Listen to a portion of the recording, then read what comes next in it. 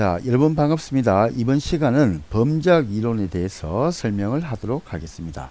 자, 제일 먼저 근대 이전입니다. 근대 이전에는 우리가 흔히 얘기하는 미들레이지, 중세에 대한 내용이다. 이렇게 주로 여러분이 생각하시면 됩니다. 그래서 그때는 이제 귀신론이라든지 시제법, 그죠? 관상학, 골상학, 그죠? 이런 것이 유행을 했다라고 얘기를 합니다. 그 중에 이제 시제법이 뭐냐 그러면 이제 트라이얼 오디얼 뭐 이렇게 얘기를 해가지고 결론적으로 얘기하면 그때는 신이 완전히 완벽하게 존재한다라고 생각을 하고 있습니다. 그래서 예를 들어 가지고 철판을 불을 이제 딱 떼 가지고 벌겋게 달굽니다. 거기에서 사람을 맨발로 지나가게 합니다. 근데 만약에 그 발에 화상을 입으면 유죄가 되고, 화상이 없이 발이 깨끗하다 그러면 무죄가 됩니다. 또 예를 들어 가지고 사람을 물에다가 이제 세장 같은 게 있어 가지고 거기에 사람을 넣어 가지고 물속에 잠굽니다. 그리고 난 다음에 만약에 죽는다 그러면 유죄가 되고, 만약 죽지 않고 나타난다 그러면 무죄가 됩니다. 오랫동안 꽤 긴 시간을 물속에 잠궜을 때. 자, 그럼 지금 봤을 때는 이제 말이 안 되는데, 그때는 어떻게 생각하냐면 항상 신이 우리에게 편지하고 있다라고 얘기를 합니다. 항상 신이 우리하고 함께 있다. 그래서 만약에 너가 정말로 무죄라고 한다면 그 자비로운 신이, 그리고 정의의 신이 너를 가만히 두지 않는다. 너를 도와줄 것이다. 즉 너가 뜨거운 철판을 지나가게 될 때 우리 눈에는 보이지 않지만 천사를 너에게 보내가지고 양옆에서 너의 어깨 죽지를 살짝 들어가지고 그 뜨거운 철판을 지나가도 너의 발에 상처가 입지 않게 할 것이다. 이렇게 얘기를 하는 겁니다. 또 예를 들면 물속에 잠갔을 때 너가 정말 무죄라면 신이 너를 가만히 두지 않을 것이다. 천사를 몰래 물속에 보내가지고 너를 인공호흡을 시켜줄 것이다. 그래서 결국 너가 정말 무죄라면 신이 천사를 보내기 때문에 불에 화상을 입을 수가 없고, 또 물속에 오랫동안 잠겨 있어도 너가 죽을 수가 없다 라고 뭐 이렇게 얘기를 하는 겁니다. 자, 이런 것이 이제 시제법이다 라고 얘기를 합니다. 근데 이런 것이 이제 깨집니다. 자, 어떻게 깨지냐면 결정적인 것은 14세기 중세의 흑사병입니다. 이른바 이제 블랙데스라고 하는데, 지금의 우리 코로나 사태하고 어떻게 보면 유사하다라고 볼 수가 있습니다. 전염병이 돕니다. 근데 이 전염병이 어떻게 도냐면 그 유명한 몽골의 기병입니다. 몽골군이 지금의 동유럽, 즉 폴란드까지 침략을 하게 됩니다. 그래서 중국 남부에서 중앙아시아, 그래서 실크로드를 따라 가지고 몽골군이 서진을 합니다. 그러면서 이 흑사병이 유럽으로 전파가 됩니다. 쥐하고 벼룩이 숙주했다, 이렇게 얘기를 합니다. 그런데 어떻게 몽골 따라서 이렇게 흑사병이 전파가 되었냐라고 한다면, 몽고군은 이제 가축을 초원에서 기르고 있었기 때문에 양이 죽고, 그리고 소가 죽고 말이 죽고 이렇게 한다면 거기서 세균이 번식한다는 걸 경험으로 알았습니다. 그래서 몽골군이 침략을 했을 때 그 폴란드에서 성을 갖다가 방패 삼아 가지고 안 나오는 거죠. 그러니까 이제 몽골군이 이제 그 투석기에다가 그 죽은 그 양의 시체, 말의 시체 이런 등등을 투석기를 통해 가지고 성으로 보내버립니다. 그러니까 성 안에서 갑자기 썩은 시체가 막 나오니까 갑자기 성 안에 있는 사람들이 병이 들어갔고 죽게 됩니다. 그래서 사실 어떻게 보면 이 몽골군이 최초로 세균전을 사용했다라고도 볼 수 있습니다. 여하튼 이렇게 해가지고 이제 흑사병이 쫙 퍼집니다. 자, 그러니까 이제 중세에 있던 일반 이제 시민들이 너무나 끔찍하게 죽어가고 고통스러우니까 신에게 의지를 합니다. 그러니까 그 당시에 교회와 정치권이 결탁을 합니다. 그래서 이 흑사병이라고 하는 것은 악마의 소행이다 라고 얘기를 합니다. 그래서 너희가 진심으로 신에게 회개를 하고 너희 잘못을 빌고 또 너희 전 재산을 교회에 헌납을 해라. 그러면 자비로운 신이 너는 흑사병에 걸리지 않게 할 것이다 라고 얘기를 합니다. 그래서 수많은 그 중세의 그 시민들이 교회에 성당에 가가지고 맨날 며칠을 회개하고 또 전 재산을 헌납하고 이렇게 합니다. 근데 놀랍게도 우리에게 그렇게 악마의 소행이라고 했던 그 가톨릭 신부님들, 그 사제들도 이 흑사병에 속수무책으로 죽는 것을 보게 됩니다. 그러면서 일반 시민들은 교회의 권위와 신앙에 회의를 하게 됩니다. 아, 이게 아닌 것 같다라고 생각을 하는 거죠. 자, 그래서 이때 합리적 이성에 눈을 뜨게 되었다라고 얘기를 합니다. 그래서 그 유명한 계몽주의가 나오게 되고, 뭐 사회계약설이라든지 뭐 천부인권설 뭐 이런 거 등등의 사상이 막 나오게 됩니다. 근데 이것이 이제 우리 범죄학에서는 고전주의를 낳게 합니다. 그래서 우리 고전주의는 클래시컬 스쿨이라고 하는데 제일 강조를 하는 것이 자유의지입니다. 프리윌이라고 합니다. 그래서 우리는 고전주의와 실정주의를 함께 구별하면 좋은데, 고전주의와 실정주의를 구별할 때 하나는 자유의지, 즉 디터미네이션, 프리윌을 강조를 하게 되고, 실정주의에서는 디터미네이션, 즉 결정론을 주장하게 됩니다. 그래서 예를 들어 가지고 고전주의 학파는 결정론을 주장했다. 자, 그럼 OX 하면 그죠, X가 되는 거죠. 자, 그럼 이때 이제 이 자유의지라는 것이 뭐냐? 이게 이때 이제 고전주의 학파의 가장 유명한 사람이 이제 체살레 베칼리하고 제라미 벤담입니다. 그래서 이 자유의지라는 것이 상당히 재미가 있는데, 이거는 이제 관념론이라고 합니다. 즉 인간이라고 하는 것은 합리적인 인간이다.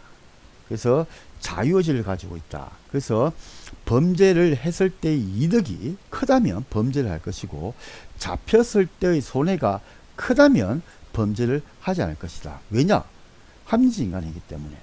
그래서 이렇게 전제를 하고 일단 그 논의를 시작을 합니다. 그래서 이때 그 유명한 제라미 벤덤 같은 경우 여러분이 알고 있는 최대 다수의 최대 행복이다라고 해가지고 합리적 쾌락주의를 주장을 합니다. 근데 어떻게 됐든 이것은 관념론이다라고 얘기를 합니다. 그 관념론은 뭐냐면 실제로 이 사람이 성선설이든 선악설이든, 즉 이 사람이 합리적 인간이든 합리적 인간이 아니든, 즉 비합리적 인간이든, 이걸 증명할 방법은 없다는 거죠.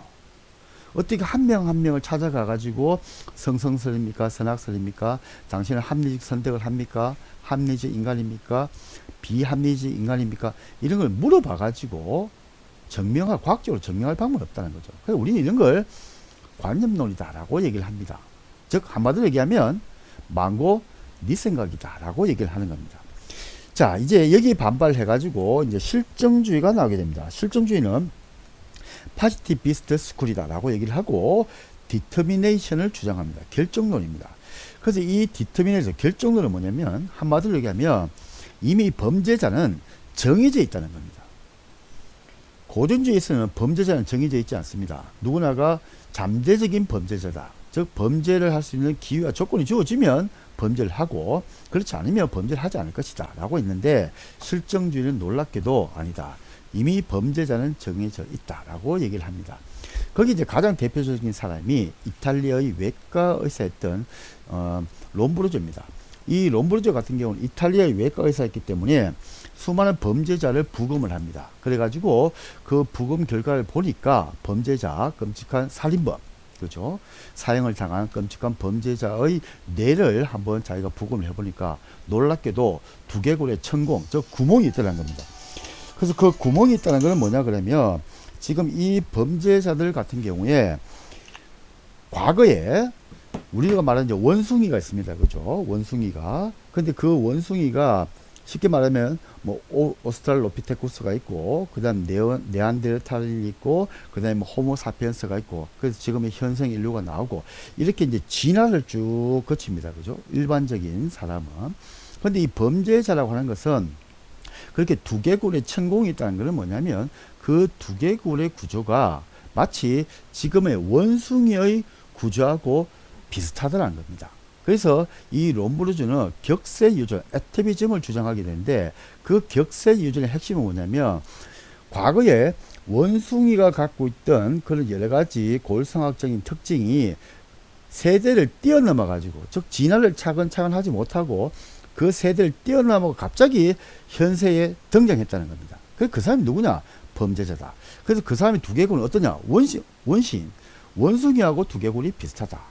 그래서 이런 사람이 결국엔 범죄자가 된다라고 얘기를 합니다. 그게 이제 실정주의입니다. 즉 디터미네이션입니다. 범죄자가 정해져 있다. 그래서 범죄 생물학, 범죄자는 유전적으로, 그죠? 여러 가지 또 뭐 DNA라든지, 그죠? 뭐 그런 걸로 이상 있는 사람이 범죄자다. 범죄 심리학에서는 범죄자라고 하는 것이 무의식이라고 있는데 그 무의식의 발현이다. 즉 잘못된 무의식이 있는 사람, 즉 어릴 때 학대를 당한다든지, 그죠? 뭐 폭행을 당했다든지, 그것이 그 무의식이 남아 있어 가지고 결국에 무의식이 발현될 텐데 그것이 바로 범죄자다라고 얘기를 하고, 범죄 사회학이다라고 얘기했을 때는 범죄자는 비정상적인 사회화 과정을 겪었기 때문에 그런 사람이 범죄자가 된다. 뭐 이렇게 얘기를 하는 겁니다. 근데 이때 실정주의는 그걸 말만 하죠. 관념론이 아닙니다. 실제로 아까 롬브르드처럼 수많은 데이터를 통해 가지고 증명을 합니다. 즉 과학적인 방법론을 사용을 한 겁니다. 이게 또 범죄 심리학도 마찬가지입니다. 그렇게 무의식이 있을 것을 이렇게 한 게 아니고 이른바 임상 심리를 합니다. 그죠? 환자를 오면 그 환자를 여러 가지 심리학적 기법을 통해 가지고 증명을 합니다. 과학적인 방법을 사용을 합니다. 그죠? 또 범죄 사회학, statistics라고 해가지고 통계를 사용하는 거죠. 이게. 그래서 이 실정주의는 고전주의하고 가장 큰 구별이 있다라고 했을 때 그 구별이 뭐냐면은, 첫째는 고전주의는 자유의지, 프리윌이고 실정주의는 결정론이다, 디터미네이션이다 라는 것이 첫 번째고, 두 번째 고전주의를 했을 때는 관념적인 사고를 하는 것이고, 실정주의는 과학적인 방법론을 사용하는 것이다. 이렇게 여러분들이 기억을 하시면 좋습니다. 그래서 고전주의 학파의 유명한 사람은 베카레와 벤담이고, 실정주의는 롬브르주와 가르팔로, 페리다 라고 얘기를 합니다. 자, 그리고 이제 범죄 사회학인데, 범죄 사회학은 사회 구조 이론과 사회 과정 이론 이렇게 나누고 있습니다. 그래서 이때 범죄 사회학이 되면서 비로소 지금 고전주의가 됐던 실정주의, 즉 근대 이전, 근세 이전, 그죠? 근대 이전, 고전주의, 실정주의 다 여기서는 한마디로 얘기하면 범죄자에 대한 관심, 누가 범죄자가 되느냐. 근데 이제 범죄 사회학이 되면 범죄자에 대한 관심에서 그 범죄를 야기하는 사회에 대한 관심으로 전환이 일어납니다. 예를 들어 가지고 우리 IMF가 났을 때 그때 절도 범죄가 많이 발생했습니다. 그러면은 그 IMF라는 사회 구조의 변화, 사회의 변화가 사람에게, 즉 일반인에게 영향을 미쳐 가지고 범죄자가 되었다라고 얘기를 합니다. 자, 그래서 이런 이제 사회 구조 이론은 사회 해체 이론, 긴장 이론, 하위 문화 이론이 있고, 사회 과정 이론, 즉 범죄자가 되는 사회 과정을 분석하는 이론에는 학습 이론, 낙인 이론, 통제 이론 등이 있다라고 얘기를 합니다. 자, 고생하셨습니다.